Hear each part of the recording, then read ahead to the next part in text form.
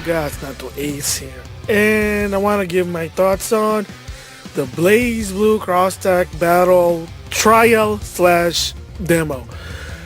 So yes, of course, if you know me, if you've been following my secondary channel, I did talk a lot about BlazBlue Cross-Tag Battle, from its controversy DLC to whether the game's not going to have a dub or not, the pricing, etc, etc, etc. I sort of kind of beat the game down to death, let's just say. It means I talked a lot about it already, so that is done. So what am I talking about this time? Basically, I just want to give my impression on the trial slash beta, trial, or demo. So of course, if you pre-order the game, whether in the PS4, you get to play the trial with the online. And then I think at Switch you can just do it, and then down the line, I think after a certain date, it becomes just a demo and you play limited characters, unless you pre-order the game in their in-store download version, digital version. So I mean, if you've been following the game, the layout about this demo beta, then you'll understand what I'm talking about. So anyway, I did play it. Didn't really have a chance to play the online part because at the same time, surprisingly, I was also playing Yakuza 6, trying to finish the game, powering up Kiryu. But that's a different story there. So anyway, is it much better than any BlazBlue game? Does the game play like BlazBlue, or does it integrate also with other games such as Persona 4, Unil, well, not so much with Ruby?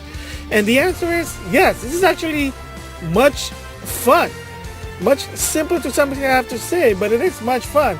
Especially it's a crossover, it's a tag, it's a better version of Marvel vs. Capcom Infinite, better function.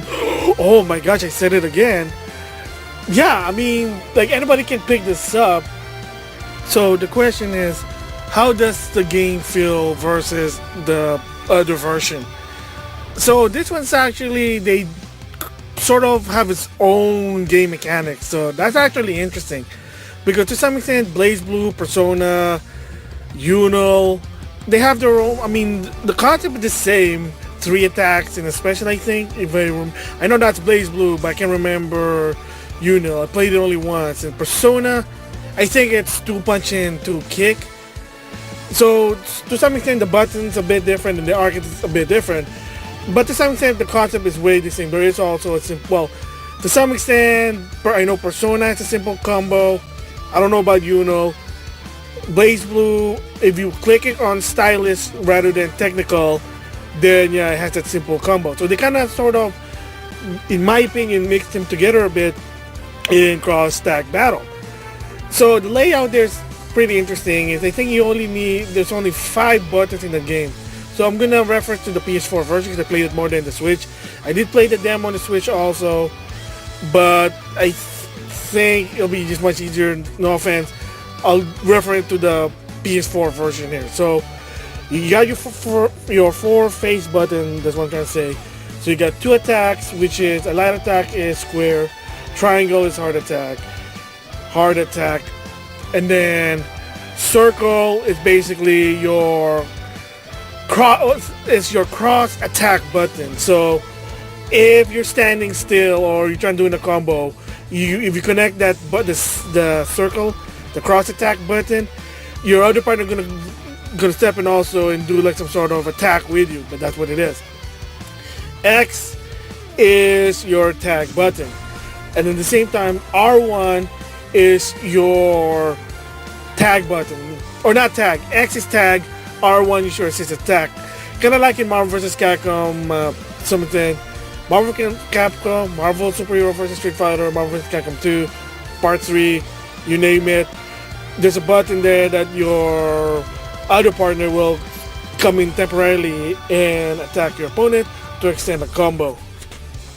So think of it as a refined version of Marvel vs. Capcom 3, when you extend your combo with your assist attack. But it's much a bit slower, simpler, but much more fun, let's just say that.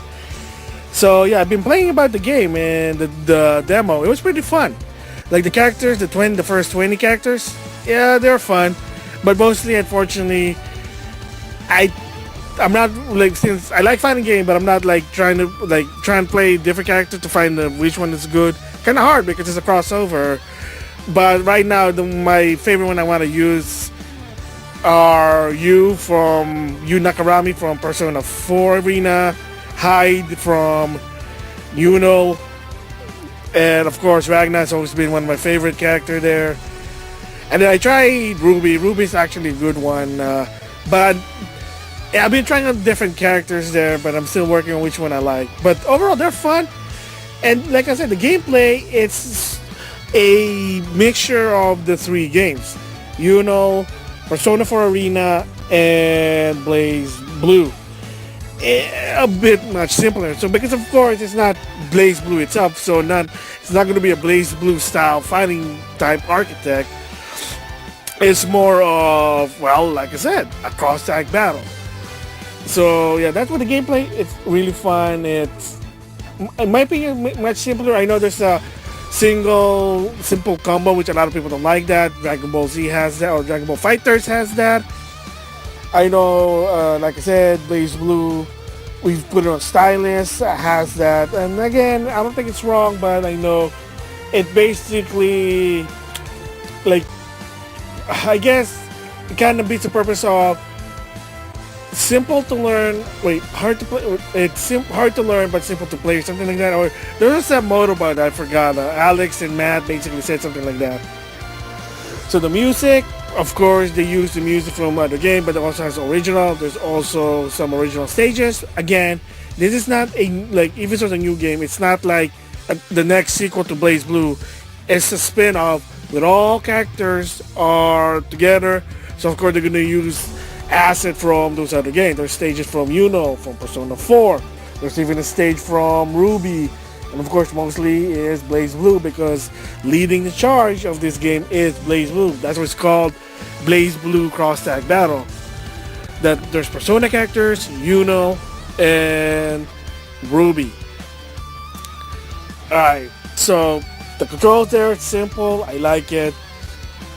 But the best part about BlazBlue Cross Tag Battle is thank you, Mori. English dub. Thank you, English dub.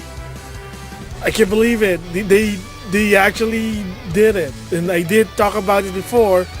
And after playing the trial/demo, putting it on English, everything English, for me, English all the way, man, made me happy. Thank you, Mori. So, yeah, so, of course, I got noticed some of the voices they're not reprising the voice. I think I have to look at IMB or whatever source. But, yeah, Patrick Sakes as Ragnar is back. The guy who voices Jin is back. Johnny Young Bosch is Yu Nakarami. And then the voice characters, spot on. I think it fits, in my opinion. The voice for Line is the same voice who did, I think it sounded like Uni from Neptunia, the last station CPU candidate. So again, they're awesome right there. Finally, S with her English voice again. This is what I'm saying, that, see, look, as a casual guy, not really part of the FGC, who likes fighting game, likes the BlazBlue series, you're making me happy. And I think a lot of people who like, in the casual level, who wants a story, just prefer the voices in English, they're happy. A lot of people were, some of them were happy, some of them like, okay, well, I'll live with it, or something. But the bottom line is, it has English dub. That is what I'm saying. And I know, again, maybe there was something to do with Axie Games that they do it. And the story was, is during that time when they basically harped on the guy on Axie Game about it, they did say, oh no, it wasn't our decision, it was Arc System work. And it did sound like it was Arc System work, because Mori did say, because they were crunching time, they wanted to release as soon as possible, because again, the competitors were complaining, oh, well, how come we have to wait for a long time to get this game versus the Japanese? So due to time, they omitted English dub. Then the casual fan beyond the FGC basically went on a backlash. And from that, That's what people basically said when BlazBlue crossed Tag Battle. I mean, the second episode of the Arc Systems live stream, what was the basically topic that even said? English dub, including myself. We'll have English. People were harping on this English dub, English dub, English dub, to a point that the host of the show, I think he's the host, but he's also a translator, maybe localization guy, I don't know, but the guy even had to address and said, okay, we're hearing you, we'll let you know. And they did. They said it in a presentation. They didn't talk about it before. And even in Ultra Chen TV, when James Chen gave an experience as a guest host of the show, he even addressed it. Because that was the biggest topic during in that episode of the Arc System stream, episode 2. English dub, English dub, English dub, English dub. So they did it, and I'm happy for it. I listened to it. I love it. Good job. Now, only hope, I just hope either one or two is happening for Central Fiction. They do an extended version, I know, double dipping, but better than nothing, I know. Or DLC, an update DLC, English dub on that game. Another one, not BlazBlue, but Guilty Gear, Exert. Yes, Exert Revelator, Rev Sign 2. Sign 2 is part of Revelator series. Maybe if they're going to end the Revelator story, they're finishing it. Rev 3, maybe finally they put in English dub on the Guilty Gear character. People again were complaining about that. Maximilian even addressed it, which is interesting. And the guy, Daisuke, basically said the reason is they wanted to bring that game out before doing the story because voice changer, they didn't want to deal with it. They just said, let's bring the game out first. Once the story's done, all the story's done, then we can do the English voice. And if he's right, if he's basically saying that's the thing he's going to go, okay, I'll make a note of that. Hopefully he'll go through with that. We'll just have to wait and see. So in conclusion, this game is actually fun. I pre-ordered the game on Amazon because since I got an Amazon Prime deal, thank you Amazon, so can't wait for it. And of course, it's gonna come with 2 free characters, which, well, it didn't come, but in the future, free DLC character. What's her name? Blake and Yang are free indefinitely, and then I guess we'll just say DLC Pack 1 with Kanji, ODA, and Platinum are free for the first 2 weeks. Arc System been doing that. They did that with Persona. They did that with Guilty Gear, they did that with BlazBlue, so no surprise that they would do this too here, so that's cool about it. So yeah, I can't wait for the game. Once the game is out June 5th in America, I'll play it, I'll probably give my impression about it. So I mean, Arc System work, they're doing good for this game. They made up to the mistake they did in the past. I have talked to a lot of people about it. At the beginning, yeah, the 20 characters thing was still, in my opinion, still kind of ridiculous. But the way basically they kind of fixed the problem is Yang and Blake are free, and then Character Pack 1 is free for 2 weeks. But even so, for 18 characters, they're $20, or maybe they're even more than 20.